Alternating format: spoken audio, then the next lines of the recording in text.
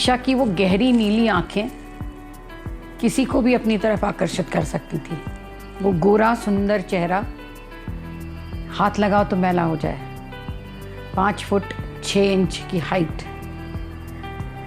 ईशा जब हमारे हॉस्पिटल में एडमिट हुई अपने माँ बाप के साथ, जो भी उतने ही हैंडसम और उतनी ही सुंदर थी, मेनिंजाइटिस, ब्रेन मेनिंजाइटिस को लेकर उसको पिछले 8 साल से ये फीवर था और उसकी वजह से वो कोमा की स्टेट में थी। दांत खराब हो चुके थे पर स्माइल बराबर थी।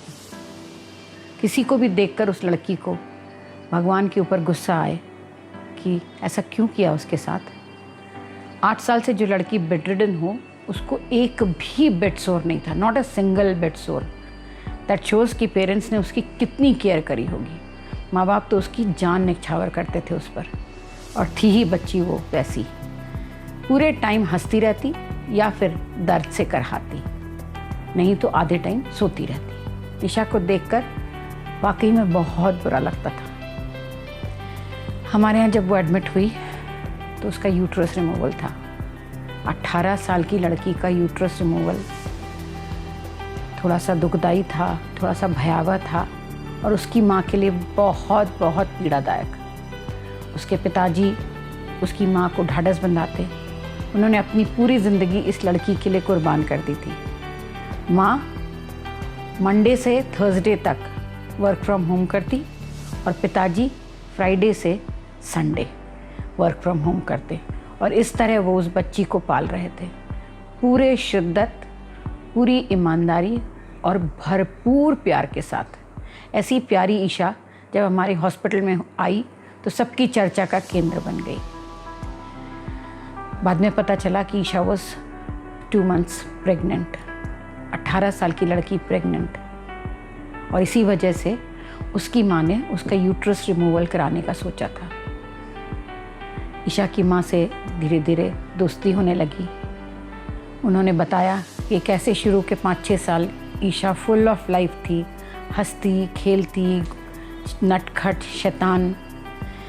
उसी वजह से उन्होंने उसके बाद उसको जैपनीज़ मेनिंजाइटिस फीवर हुआ और धीरे धीरे धीरे एक एक अवयव ने उसके काम करना बंद कर दिया and she got totally bedridden.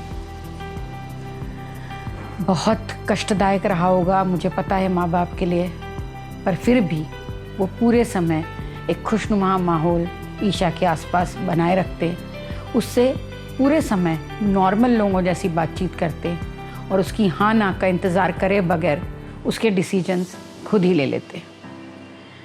इस वक्त जब वो 2 महीने की प्रेगनेंसी में आई थी तो धीरे से उसकी माँ लक्ष्मी ने मुझे बताया कि हमने एक सर्वेंट रखा था, क्योंकि उसकी हाइट 5-6 हो गई थी।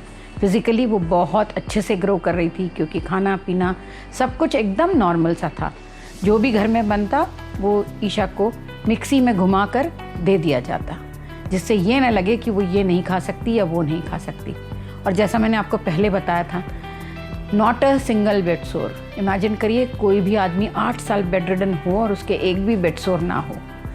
खैर, जब लक्ष्मी से बात हुई तो लक्ष्मी ने बताया कि एक लड़का उन्होंने रखा था ईशा को उठाने बैठाने के लिए, क्योंकि अब ईशा की हाइट और वेट दोनों बढ़ चुके थे और लक्ष्मी के अकेले के बस का नहीं था। और चूँकि सेन भाई भी उसके साथ में रह नहीं पाते थे और उसको उठा नहीं पाते थे, तो उन्हें एक लड़के को रखने की ज़रूरत पड़ी और उन्होंने बहादुर को रख लिया।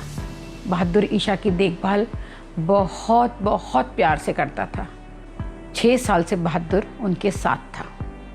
बहादुर, लक्ष्मी और सेन भाई साहब तीनों ने ईशा को बहुत ही प्यार से, जतन से, बहुत एक फूल की तरह हाथों पर रख कर देखभाल करी थी। फिर वो प्रेग्नेंट कैसे हुई, मैंने धीरे से पूछा। लक्ष्मी ने बताया कि ये काम उनके ही विश्वसनीय बहादुर का था। थोड़ी देर के लिए मैं स्तब्ध हो गई। लक्ष्मी की डबडबाई आंखों ने मुझे बताया कि जब भी बहादुर ईशा के पास जाता, ईशा बहुत ज़ोर ज़ोर से खिलखिलाती और बहुत खुश होती बहादुर के साथ। इन्हें लगने लगा कि उसे बहादुर का साथ पसंद है। पर nature was doing its job. It was making the two people attract to each other, और जो नहीं होना चाहिए था वो हुआ।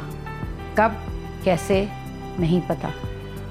लक्ष्मी ने अपनी डबडबाई आंखों से मुझे कहा कि वो विश्वसनीयता कब बहादुर ने हमारी तोड़ी हमें नहीं पता, क्योंकि हम तो उसको अपने घर का एक सदस्य मान चुके थे।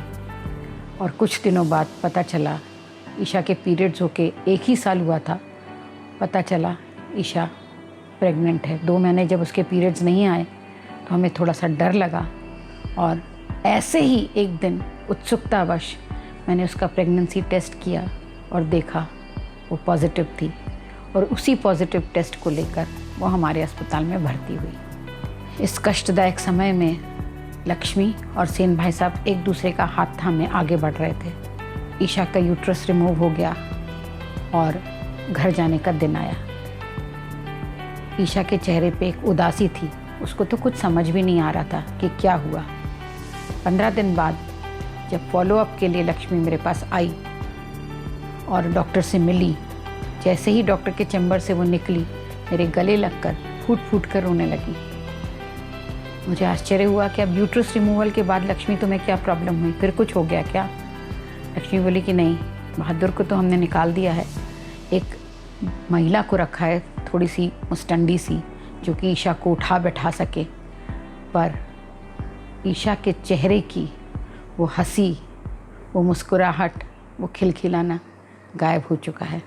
शुरू के कुछ दिन तो हमें लगा कि शायद ऑपरेशन के दर्द से वो बेहाल है, पर अब लगता है वो बहादुर को मिस करती है। उसने मेरा हाथ थामकर मेरी आंखों में झांककर मुझसे पूछा, तुम्हें नहीं लगता मैंने ईशा को एक सुख से वंचित कर दिया? मुझे बताओ, क्या मैं गलत हूँ? लक्ष्मी का वो प्रश्न, आप मुझे मदद करिए इसका जवाब पाने में।